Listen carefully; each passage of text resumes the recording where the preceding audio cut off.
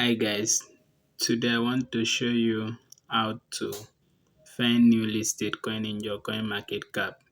Click cryptocurrency, scroll down, click recent added.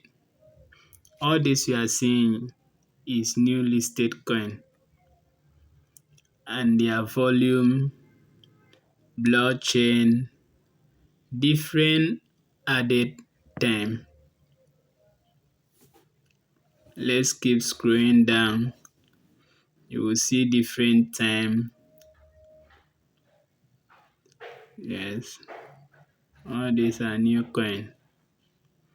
If you want to buy coin and keep, you can do your analysis and check anyone you want to buy, but you need to do proper analysis. Let's check the previous one. All these, let's scroll down. All these are new listed coin. You can buy it and keep, but you must do a proper fundamental analysis.